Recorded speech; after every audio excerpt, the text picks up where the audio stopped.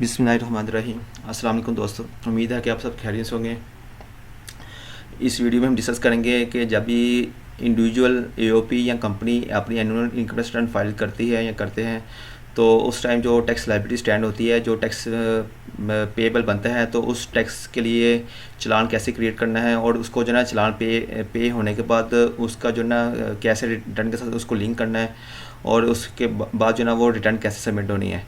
तो ये चीज़ें हम इस वीडियो में डिस्कस करेंगे और आपको ये बताते ही जाए कि ये जो चालान क्रिएशन का मेथड है with respect to tax payable of income tax return, ये जो है ना इंडिविजुअल, चाहे वो सैलरीड पर्सन हो या नॉन सैलरीड पर्सन हो, पार्टनरशिप फर्म या कंपनी, सब के लिए जो है ना वो सेम मेथड है। जी नाजरीन, ये एक टैक्स पेयर है जिसका एडमिटेड इनकम टैक्स स्टैंड कर रहा है 20,361 रुपये। तो इसका जो ना पहले हम चालान क्रिएट करेंगे जो कि एडमिटेड इनकम टैक्स का होगा अंडर सेक्शन 137, और चालान क्रिएट करने के बाद उसकी पेमेंट करके फिर ना इसको हम रिटर्न के साथ डिटेलिंग करेंगे ताकि वो ना उसकी जो ना लाइबिलिटी जो ना सेट ऑफ हो सके अगेंस्ट पेमेंट ऑफ चालान, और उसके बाद ना रिटर्न सबमिशन इसको हम रिटर्न सबमिट कर सकें। इनकम टैक्स चालान क्रिएट करने के लिए हम या तो FBR की मेन वेबसाइट के पे आ जाएंगे या फिर ना e.fbr पे डायरेक्ट चले जाएंगे। अगर हम FBR की मेन वेबसाइट पे आते हैं fbr.gov.pk, तो यहाँ पे जो ना वो सेल टैक्स वाला एक टैब आ रहा है, तो इस पर हम क्लिक करेंगे। तो जैसे इस पर क्लिक करेंगे ना तो e.fbr वाला जो लिंक है ना वो उधर सिस्टम हमें ले जाएगा, तो जहाँ पे चालान क्रिएट होना है। तो यहाँ पर हम यूज़र आईडी लगा के उसका लॉगिन आईडी पासवर्ड लगा के तो इसको हम लॉगिन कर लेंगे e.fbr की वेबसाइट पे जिस टैक्स पेयर का हमने चालान क्रिएट करना है।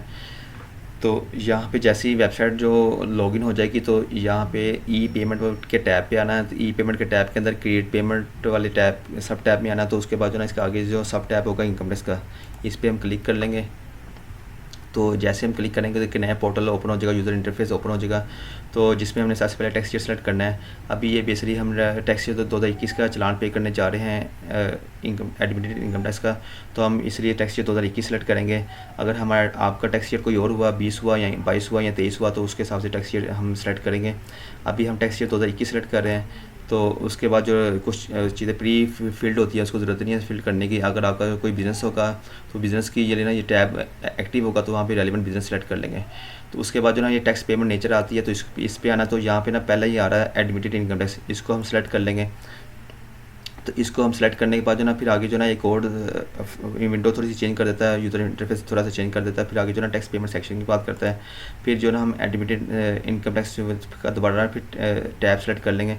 सेक्शन 137 ये लिखा हुआ है और उसका जो कोड आ रहा है 9203, तो ये जो ना हम सिलेक्ट कर लेंगे। तो जैसे ही हम ये सिलेक्ट कर लेंगे उधर थोड़ा सा यूज़र इंटरफेस रिफ़्रेश हो जाएगा, तो उसके बाद जो ना हमें जो ना चालान क्रिएट करने की ना ऑप्शन क्रिएट कर देगा।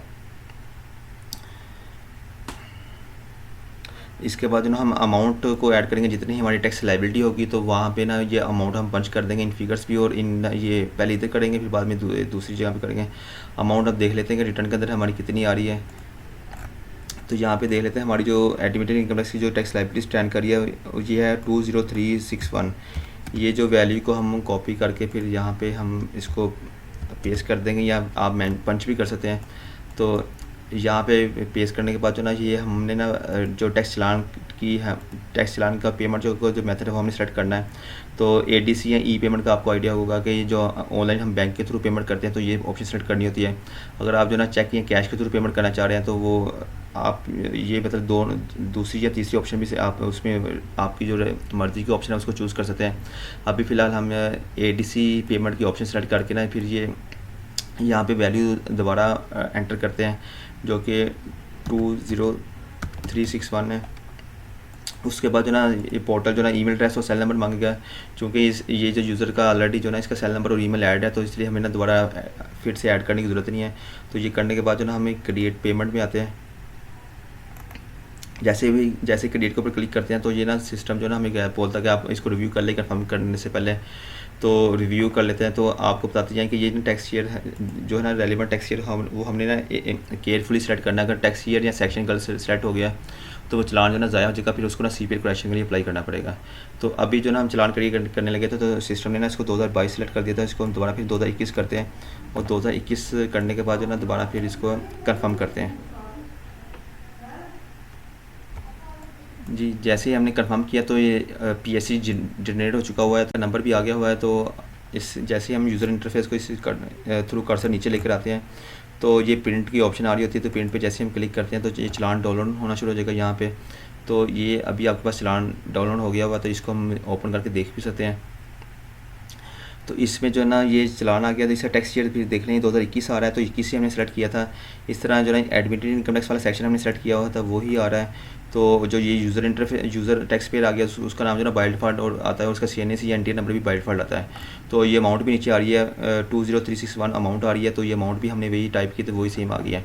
तो आप बताते जाएँ कि टैक्स चलान क्रिएट करते हुए आपने जो है ना 3 चीज़ों का लाजमी ख्याल करना है। एक टैक्स ईयर, आपका टैक्स ईयर या फिर टैक्स पीरियड आपका वो बिल्कुल एक्यूरेट हो, सेक्शन आपका एक्यूरेट होना चाहिए, और इसका आगे जो ना सब सेक्शन भी आता है तो वो भी एक्यूरेट होना चाहिए। तो अगर आपकी कोई भी चीज़ मिस्टेक होगी तो वो चलान जो ना आपको फिर CPI करेक्शन के लिए अप्लाई करना पड़ेगा, तो उसमें टाइम लग सकता है उसको जो ना रेक्टिफाई करने में। जो ना इसको हम ना ऑनलाइन बैंकिंग के थ्रू जो ना इसको पे कर सकते हैं, या फिर ना जैज़ कैश या ईजी पैसा वगैरह के थ्रू भी हम इसको पे कर सकते हैं। जी, जैसे चलान पे हो जाएगा तो एक तो हमें ईमेल भी आ जाएगी, यानी कि जब उसका चलान का CPI क्रिएट हो जाएगा तो उसकी तो एक हमें ईमेल भी आ जाएगी। दूसरा जो ना हम ना दोबारा फिर ना उसी टैक्स पेयर के जो ना e.fbr वाले पोर्टल पे लॉगिन करके ना हम यहाँ से वेरीफाई भी कर सकते हैं। अभी हम दोबारा इसको वेरीफाई करते हैं कि जो हमने चलान पे किया हुआ है तो उसका जो ना वो कन्फर्म हो चुका हुआ है, उसका CPI जनरेट हो चुका हुआ कि नहीं हुआ। तो इसको चेक करने के लिए हम दोबारा फिर ई-पेमेंट में आते हैं। तो यहाँ पर ना ये सर्च पेमेंट आ रही है, सर्च पेमेंट में जाकर हम इनकम टैक्स ये टैब सेलेक्ट करते हैं। जैसे इनकम टैक्स टैग के ऊपर क्लिक किया तो यहाँ पे ना एक कन्फर्म्ड का ये लिखा हुआ आ रहा है। तो इसका मतलब है कि ये जो ना चलान जो ना बेसिकली CPI इसका क्रिएट हो चुका हुआ है। अभी जो ना हमने एक दूसरा चलान भी क्रिएट किया था, जो कि अभी क्रिएट किया हुआ था, ये सिर्फ डेमो पर्पज़ के लिए किया था। लेकिन यही सेम अमाउंट का चलान जो ना पहले से बेसिकली सबमिट हो चुका हुआ। तो ये आपको दिखाने के लिए है कि जो अगर चलान जैसे ही सबमिट पे हो जाए उसके बाद जो ना ये उसका कन्फर्म हो जाए, उसका CPI की जनरेट हो जाएगी, तो बेसिकली ये कन्फर्म का मैसेज आ जाता है। तो इस CPI को हमने व्यू करने के लिए ना यहाँ पे ये साथ में ना ये जो सर्च का आइकन लगा हुआ, तो इस पर हम जैसे ही क्लिक करेंगे तो इसका जो ना बेसिकली CPI की कॉपी को हम डाउनलोड करके चेक कर सकते हैं।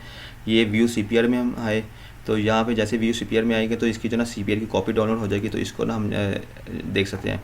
तो जब कोई भी चलान जो ना वो CPI की फॉर्म में आ जाता है तो बेसिकली इस तरह की शेप में आएगा। तो इसमें जो ना बेसिकली ये CPI नंबर आ जाएगा, और फिर रेलिवेंट जो डिटेल आ जाएगी ना, वो जो हमने जिस तरह चलान क्रिएट किया होगा तो वही सेम डिटेल जो ना दोबारा अपीयर हो जाएगी। वो टैक्स ईयर आ गया तो रेलिवेंट डेट आ गई, तो इसके बाद नीचे जितनी अमाउंट आ रही होगी तो वो आ जाएगी, और जो रेलिवेंट डेट आ गई है, जो पेमेंट की डेट है, तो वो शो हो जाएगी। तो अब ये CPI का मतलब है कि हमारा जो चलान जो ना बेसिकली पेमेंट एक्सेप्ट हो चुकी हुई है, तो अब जो ना हम रिटर्न सबमिट कर सकते हैं। तो अब हम रिटर्न सबमिट करने के लिए दोबारा फिर हम जो IRS के पोर्टल पे हम आएंगे। तो ये हम IRS के पोर्टल पे आ गए। तो अभी देखा कि अभी जो ना ये बेसिकली ना एडमिटेड इनकम टैक्स की लाइब्रेरी स्टैंड कर रही है। तो अब हमने ना इसको ना बेसिकली यहाँ पे जो टैक्स पे किया हुआ तो उसको एडजस्ट करना है। तो ये ऊपर पेमेंट वाला जो टैब आ रहा है, तो यहाँ पे हम क्लिक करेंगे। यहाँ पे क्लिक किया तो ये राइट साइड पे ना एक प्लस का आइकन आ रहा है, तो यहाँ पे हम क्लिक करेंगे। तो यहाँ पे जैसे क्लिक करेंगे तो जो भी आपका CPI हमने जो चलान पे कर दिया होगा उसका CPI क्रेडिट हो चुका होगा, तो ये जो यहाँ पे शो हो जाएगा। जैसे हमारे करंट केस में आ रहा है कि इसका जो ये CPI नंबर आ रहा है शुरू में, और ये जो है ना इसकी अमाउंट आ रही है, तो ये इसका बेसिकली सबमिटेड चलान आ रहा है। तो यहाँ पे सिलेक्ट की ऑप्शन आ रही है, तो सिलेक्ट पे हम क्लिक कर लेंगे। सिलेक्ट पे हम क्लिक कर लेंगे तो ये चलान जो ना बेसिकली जो CPI है वो इनकम टैक्स रिटर्न के अंदर जो ना अपलोड हो चुका हुआ है। अब इसको ना अभी तक ना ये लिंक नहीं हुआ, अभी इसको हमने लिंक भी करना है। अभी हम दोबारा फिर डाटा वाले टैब में आते हैं। डाटा वाले टैब में हम आए, इसमें कंप्यूटेशन वाले टैब में आए। तो अभी भी देखेंगे ना बेसिकली ये एडमिटेड टैक्स जो ना अभी तक लाइब्रेरी स्टैंड कर रही है। चलान तो हमारा जो ना CPI अपलोड हो चुका हुआ, लेकिन अभी तक ना इसके साथ लिंक नहीं हुआ। तो इसको लिंक करने के लिए ना कि जो कैलकुलेटर का बटन है उसको हम डबल क्लिक करेंगे इसको क्विकली, ताकि जो ना वो उसके जो ना पेमेंट जो ना लिंक हो जाए, इसके साथ इंटीग्रेट हो जाए।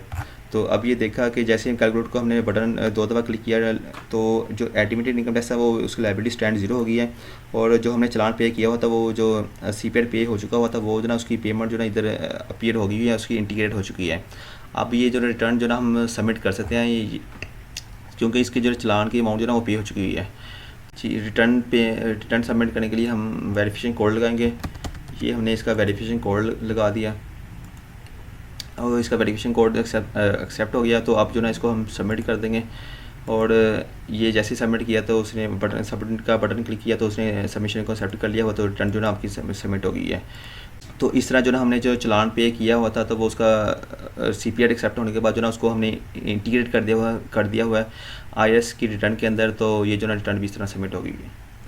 जी दोस्तों, ये अभी आपने ये वीडियो देखी, तो उम्मीद है कि इससे जो ना अंडरस्टैंडिंग हो चुका होगा कि जो annual income tax return file करते हुए जो लायबिलिटी स्टैंड होती है, तो उसके अंगेंस्ट हमने चालान कैसे क्रिएट करना है, उसकी पेमेंट कैसे उसको इंश्योर करनी है, और उस पेमेंट को हमने ना IRS की रिटर्न के साथ कैसे इंटीग्रेट करना है। तो अगर आपकी कोई क्वेरी या क्वेश्चन हो, तो आप जो ना इस वीडियो में या किसी भी वीडियो के ना कमेंट सेक्शन में आप पूछ सकते हैं, या फिर डायरेक्टली रब्ता करके ना उसको क्वेश्चन को राइज कर सकते हैं। इंशाल्लाह I will try my best कि टाइमली इसको रिस्पॉन्ड किया जाए और उसको पॉजिटिवली रिस्पॉन्ड किया जाए। वीडियो देखने के लिए बहुत शुक्रिया। Thank you so much. अल्लाह हाफिज़।